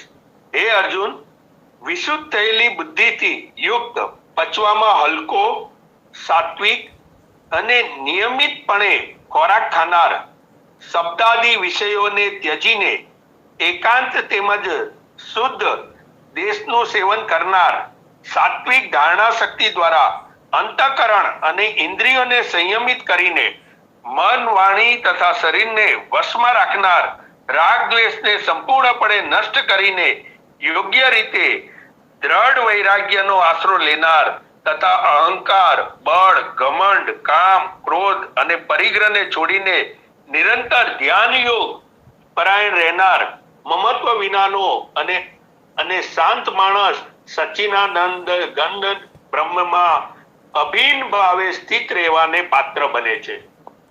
આખા ગીતાજીનો નિચોડ આ 3 શ્લોકમાં, જે પહેલા બધું વિસ્તારથી સમજાયું, પણ પૂર્ણ રૂપે આખા ગીતાજીના સારનો ભાગ આ 3 શ્લોકમાં ભગવાને મૂકી દીધો. કેવો માણસ હોવો જોઈએ, એનો આહાર કેવો હોવો જોઈએ, એનું મન કેવું હોવું જોઈએ, એનું અંતઃકરણ કેવું હોવું જોઈએ, આ બધું જ આ 3 શ્લોકને જો ધ્યાનથી જોશો, સમજશો, ઘરે પણ અભ્યાસ કરશો તો તમને ખ્યાલ આવશે કે પરમ સ્થિતિ, એક એવા લેવલની સ્થિતિ તમારી સામે ભગવાને મૂકી દીધી કે આટલું જો સમજી લઈએ તો ભલે 100% નહીં, પણ ફૂલની ને ફૂલની પાંદડી અવશ્ય આપણને એનો આનંદ જોવા મળશે. નેક્સ્ટ, મચિત સર્વ દુર્ગણાની મત પ્રસાદ તરિષ્યતિ અથ ચેત્વમ અહંકારાત ન શ્રોષ્યસી વિનંક્ષ્યસી. હવે અહીંયા જો તું સદૈવ મારું સ્મરણ કરીશ, બહુ સરસ વાત કરી છે, મારામાં પચિત પરોવનાર થયેલો, તું મારી કૃપાથી બધાય સંકટોને વિના પ્રયત્ને પાર કરી જઈશ, અને જો અહંકારને લીધે મારા વચનોને નહીં સાંભળે તો નાશ પામીશ, એટલે કે પરમાર્થથી ભ્રષ્ટ થઈ જઈશ. આ વાત કેટલી એક અંતિમ એનું રિઝલ્ટ આપણી સામે મૂકી દીધું, પરિણામ મૂકી દીધું કે મેં જે શાસ્ત્રમાં તને આ ગીતાજી દ્વારા જે જ્ઞાન આપ્યું એને જો તું અનુસરીશ નહીં, તું એને સમજીશ નહીં, તો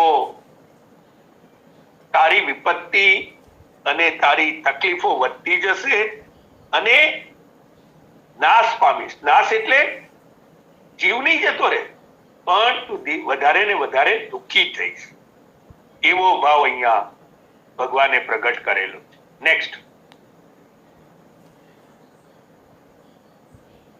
હા, આ શ્લોક જે મેં કહ્યું એમ મને 7-8 શ્લોક ગીતાજીના એટલા અતિ પ્રિય છે અને જે મેં આત્મસાત કર્યા છે.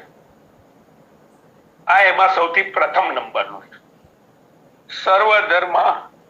સર્વધર્માન પરિત્યજ્ય મામૈકમ શરણમ વ્રજ અહમ ત્વા સર્વ પાપેભ્યો મોક્ષ્યામિ મા શુચ.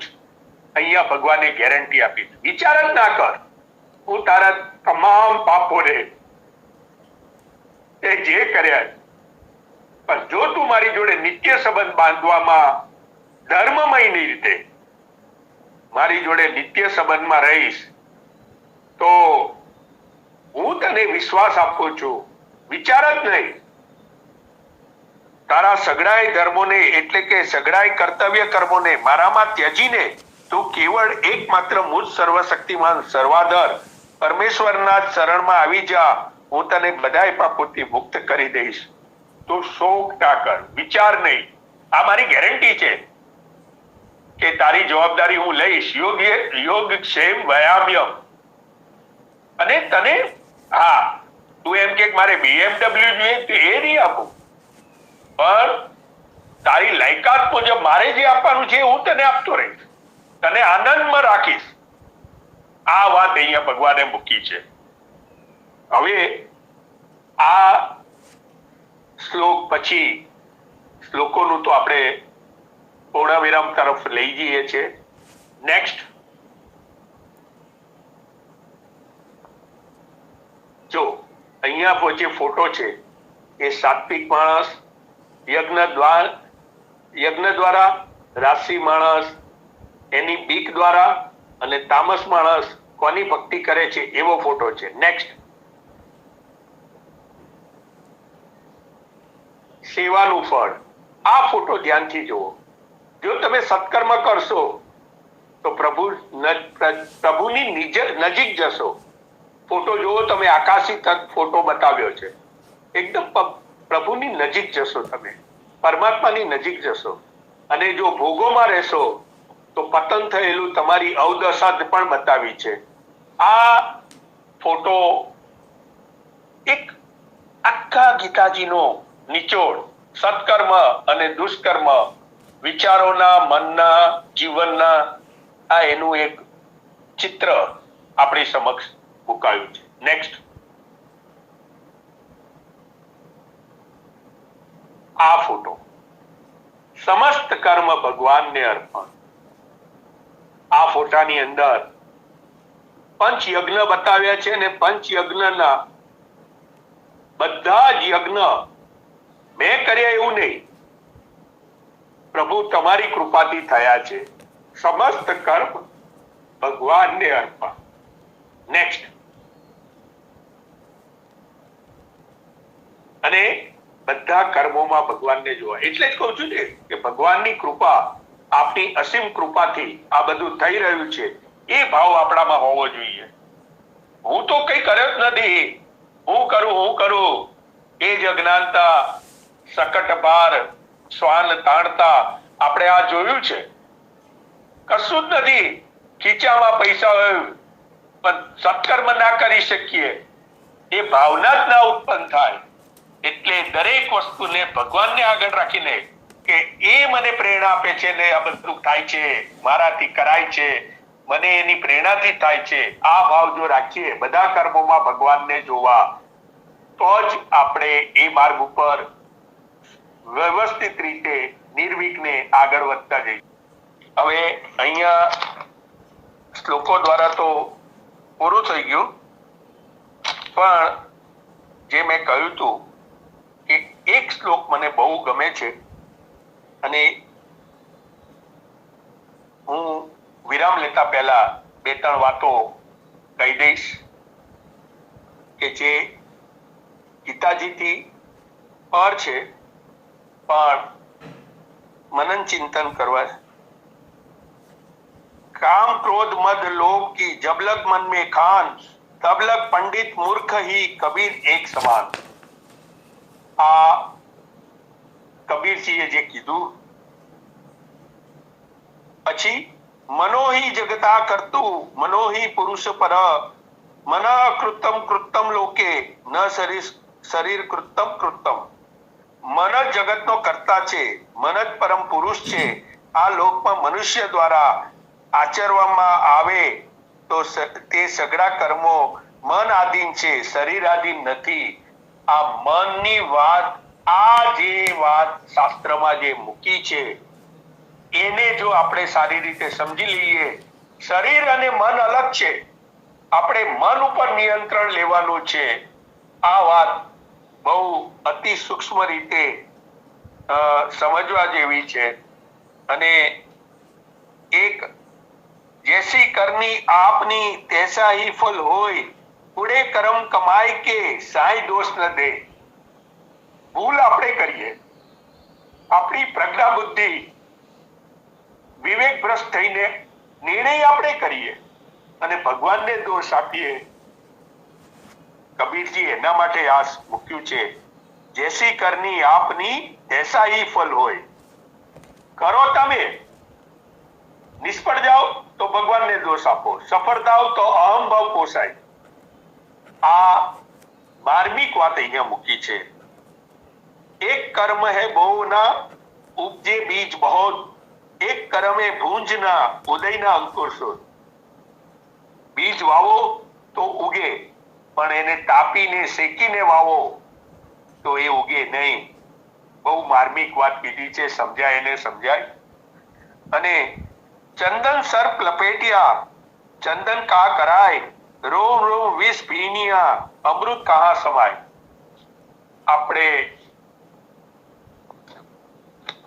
આ શ્લોકને મારે કઈ વિસ્તારથી સમજાવવા જેવું નથી, પણ વિષયુક્ત આપણી જે બધી વાસનાઓ છે અને પછી આપણને કહે કે સુખ શાંતિ ક્યાંથી મળે, નથી મળતી, શાંતિ નથી. તો એ સ્થિતિ આ દુઆ દ્વારા કબીરજી આપણી સમક્ષ મૂકી. કદાચ મારી અજ્ઞાનતા કહો, મારા મનોભાવથી કોઈને દુઃખ થયું હોય તો ક્ષમા ચાહું છું. મને જે અનુભૂતિ અને મને જે દેખાયું એ મેં રજૂ કર્યું છે અને મને તો એનાથી ઘણું પ્રાપ્ત થયું છે. મને શાંતિ, આનંદ પ્રમાણમાં વધ્યું છે અને એટલે જ મેં એક આ નમ્ર પ્રયત્ન કર્યો કે આપ સર્વે આમાંથી કંઈક ગ્રહણ કરી અને કદાચ કંઈક સત્માર્ગે સત્કર્મ દ્વારા આપના જીવનમાં પરિવર્તન આવે એવી પરમ કૃપાળુને પ્રાર્થના કરી અને વિરામ લઈશ. અસ્તુ. જય શ્રી કૃષ્ણ. જય શ્રી કૃષ્ણ. સરસ વૈદ્ય શ્રી વિનોદભાઈ ઠક્કર સાહેબે આજે તન મન અને ધનની પુષ્ટિ માટે ભાગ 2માં આજે વધુ ગીતાજીના શ્લોકો ટાંક્યા, એટલે કે અધ્યાય 12 થી 11, અધ્યાય 18 સુધી.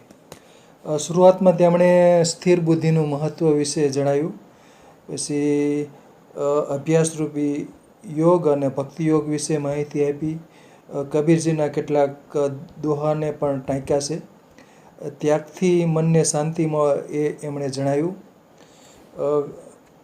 તેમજ ત્રિવિધ દાન સત્વ રજ ને તમ ગુણ વિશે પણ માહિતી આપી, શાશ્વત આત્માને ત્રિગુણને જે નશ્વર દેહને બદ્ધ કરે છે એના વિશે પણ માહિતી આપી, સત્વ રજ વિશે પણ વિશેષ માહિતી આપી છે, અને જે કાયા માયા અને છાયા, ધી ધૃતિ અને સ્મૃતિ, પ્રજ્ઞા અપરાધ એટલે કે જાણી જોઈને થતો કરેલ અપરાધ વિશે પણ માહિતી આપી, સત્વથી જ્ઞાન વધે છે, રજથી લોભ વધે અને તમોગુણથી મોહ, અજ્ઞાન અને પ્રમાદ જન્મે છે એવું આપ્યું. કબીરજીનો સમર્પણ ભાવ અંગેનો જે દોહો હતો એ પણ ટાંક્યો,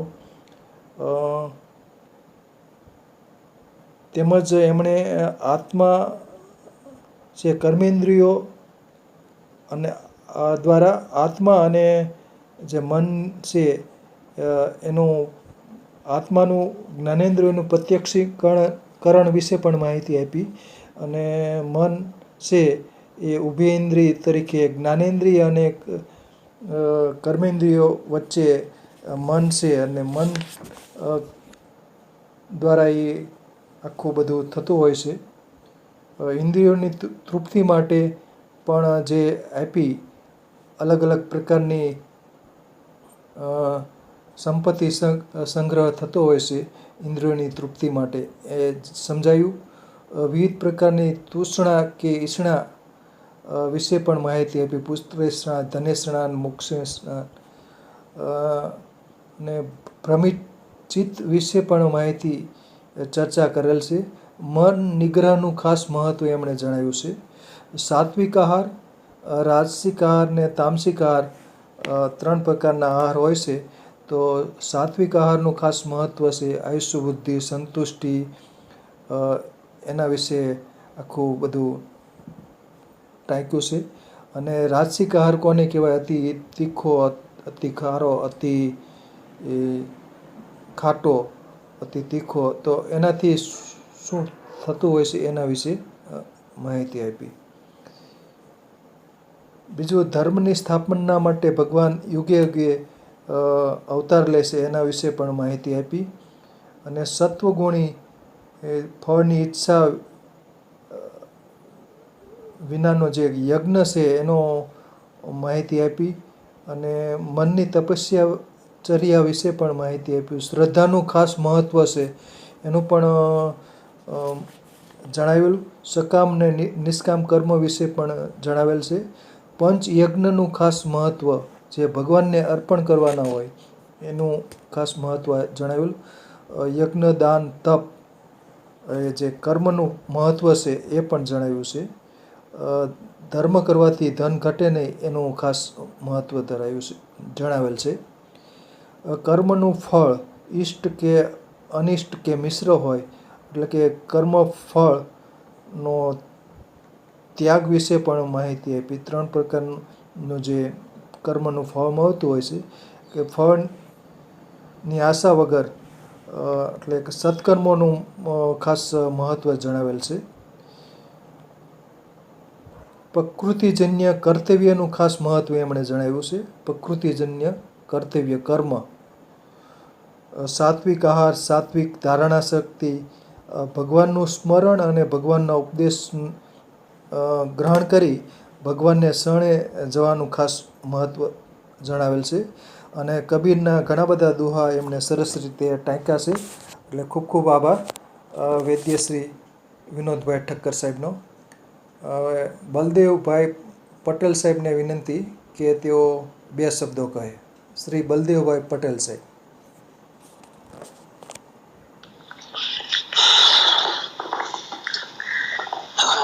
જય શ્રી કૃષ્ણ.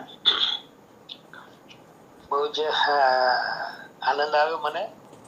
આમ તો હું પહેલી વખત જ જોઈન થયો છું આ ગ્રુપમાં, પણ ગીતાજીનું હતું એટલે મેં જોતો હતો અને મને એકદમ દેખાયું કે હજી તો ચાલુ છે, એટલે પછી મોડો પણ પછી હું જોઈન થઈ ગયો. પણ માહિતી સભર વાતો રહી, અને વધુ મને જો ગમ્યું હોય તો વિનોદભાઈ સાહેબે એક વસ્તુ કીધી કે એનાથી મને ખૂબ જ આનંદ થયો છે, લાભ થયો છે, અને એનું મારા જીવનમાં અમલ કરતા મને એની જે અનુભૂતિ થઈ છે એ જે વાત કરીએ મને બહુ ગમી. કારણ કે ગીતામાં પણ ભગવાને કહ્યું સ્વલ્પમ અપ્યસ્ય ધર્મસ્ય ત્રાયતે મહતો ભયાત. થોડું પણ અમલ એ અગત્યનું છે, અને એ આપણે કરીને વાત કરીએ બહુ આનંદની વાત થઈ મારા માટે, અને બહુ જે મને ગમ્યું. બાકી તો મારે અહીંયા બધા સરસ અભ્યાસુ ભાઈઓ બધા ભેગા થયા છે, એટલે મારે બીજું કઈ વિશેષ કહેવાનું હોય નહીં. મારે એટલું જ કહેવાનું છે, તમને બધાને મારા હૃદયપૂર્વકના નમસ્કાર છે. સરસ સરસ. હવે ડૉક્ટર નરેન્દ્રભાઈ પાટડિયા 2 શબ્દો કહેશે. ડૉક્ટર પાટડિયા સાહેબ. હા સાહેબ, સરસ રીતે 2 દિવસમાં લગભગ પહેલા દિવસે 24 જેટલા શ્લોક અને આજે લગભગ 26 જેટલા શ્લોકમાં ખરેખર તો જીવનલક્ષી બાબતો કઈ છે અને જ્ઞાનને હું સમજણ તરીકે જોઉં છું. તો એવી કઈ સમજણ છે કે જીવનમાં ધીમે ધીમે આપણે શરીરને લગતું હોય, મનને લગતું હોય, વ્યવહારને લગતું હોય, એ સંસારમાં ગ્રસ્તમાં રહીને પણ જો આ પ્રકારની જીવનશૈલી જો કેળવવામાં આવે, જેને આર્ટ ઓફ લિવિંગ કહો, તો એ જીવનશૈલી જો કેળવવામાં આવે અને ચેક એન્ડ કરેક્ટ, એટલે કે તમે જુઓ કે આ કરવું છે મારે, કેટલે સુધી થયું, એનો થોડોક પણ એકાઉન્ટ રાખીએ પોતાના જેવું. દિવસમાં થોડા અંતરે, અઠવાડિયામાં એકવાર કે મહિનામાં એકવાર, મને લાગે છે કે આ જેટલા શ્લોક છે એ બધામાંથી વારંવાર એનું મનન ચિંતન કરીને જો એક દિનચર્યા માટે અને લાઈફસ્ટાઈલ નું કંઈક પોઈન્ટ લખીને એને એક રોજ પઠન કરતા એવી રીતે જો પાઠ કરવામાં આવે તો મને લાગે છે કે ચોક્કસ જીવનમાં સદ પરિવર્તન આવે છે, અને એ સદવિચાર, સદવાણી અને સાત્વિક જીવન અવશ્ય બને છે. એવું હું માનું છું. આ પ્રસંગે વિનોદભાઈ ઠક્કર સાહેબે જે સરસ મજાનું સંકલન આપણા તમામ માટે જે આપ્યું છે, એમના માટે કોટી કોટી વંદન. બહુ ધન્યવાદ. સર્વને જય શ્રી કૃષ્ણ. સરસ સરસ. હવે શ્રી ભૂરાભાઈ ઓડેદરા સાહેબને વિનંતી કે 2 શબ્દો કહે. શ્રી ભૂરાભાઈ ઓડેદરા સાહેબ.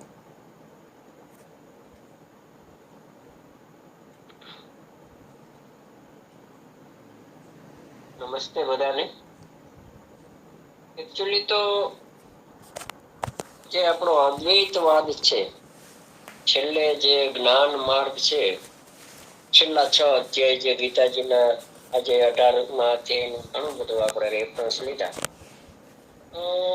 છેલ્લા જે 6 અધ્યાય છે એ જ્ઞાન માર્ગના છે, અને અદ્વૈત સિદ્ધાંતની અંદર છેલ્લે સાબિત કરે છે. અદ્વૈત સિદ્ધાંત એટલે કે અહીં હાજર રહેનારા, સાંભળનારા સર્વે મિત્રો ઈશ્વરનું જ સ્વરૂપ છે એવું સાબિત કરે છે.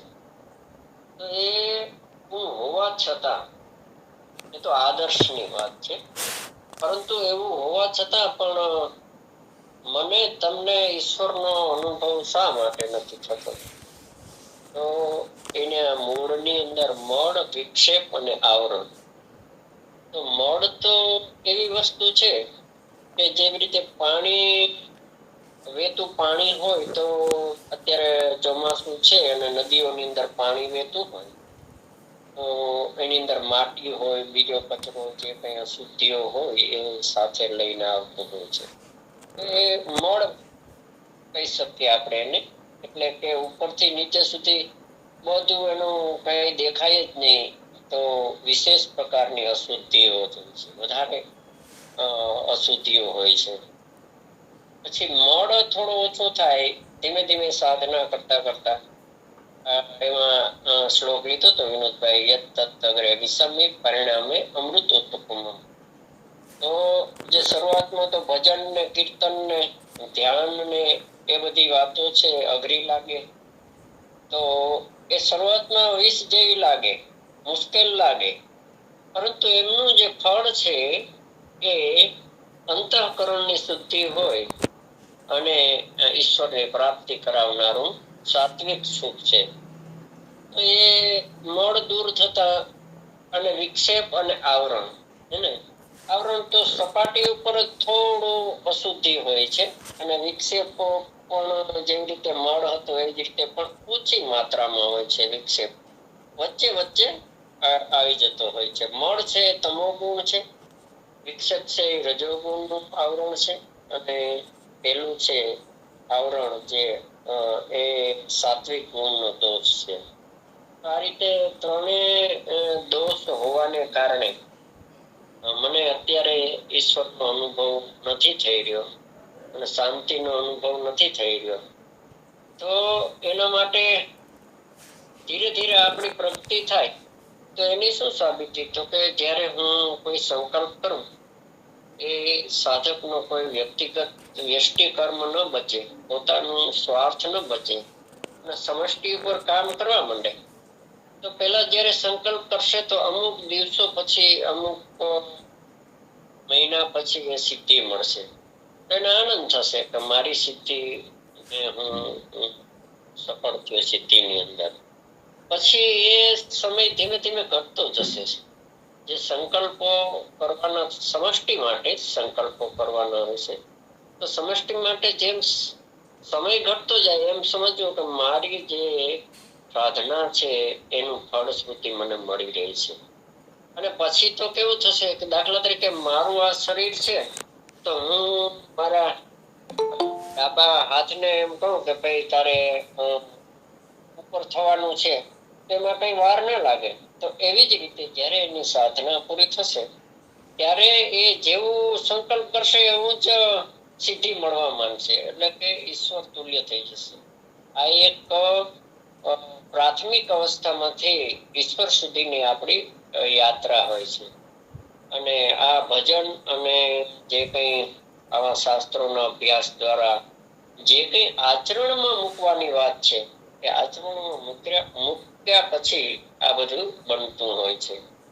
પેલા તો શબ્દોમાં આવે, અને શબ્દોમાં આવ્યા પછી એની ફલશ્રુતિ આચરણમાં થોડી મુશ્કેલી ત્યાં જ થાય છે, આચરણમાં મૂકવાનું થતું હોય છે ત્યારે. હરિઓમ અસ્તુ. સરસ સરસ.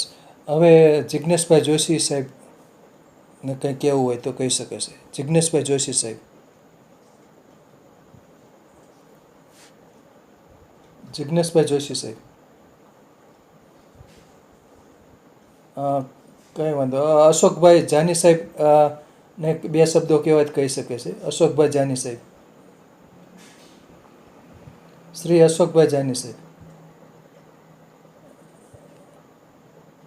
અશોકભાઈ જાની સાહેબ.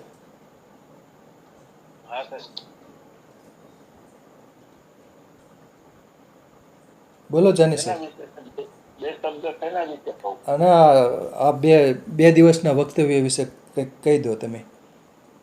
ઠક્કર સાહેબના 2 દિવસના વક્તવ્ય વિશે. તન મન ધન અને ગીતાજીના શ્લોકો સાથે એનું સંકલન કરીને બંને દિવસોમાં એની વ્યાખ્યા કરી એ બદલ ઠક્કર સાહેબને ખૂબ ખૂબ અભિનંદન. આ રીતનું સંયોજન અને અર્થઘટન અને સમજાવવાની શૈલી તો આનંદદાયક હોય છે, અને એમાં જે ઊંડું જ્ઞાન તત્વ ચાલે તો ખૂબ જ મજા આવે, અને ઊંડી એના બધા શ્લોકના ઊંડા અર્થનો ખ્યાલ આવે. છતાંય તમે સરસ પ્રયત્ન તો કર્યો. આ એક ખબર ન પડે એવી વાત હોય છે, અંદર ક્યાંક પડ્યું હોય એ રીતે તમે શોધી કાઢેલું છે. સરસ મજા આવી. અને પ્રશ્નોત્તરીની વાર છે ને સાહેબ? હા, સરસ સરસ સરસ. આભાર. પ્રશ્નોત્તરીની વાર છે ને? હા, હવે પ્રશ્નોત્તરી. આભાર આભાર.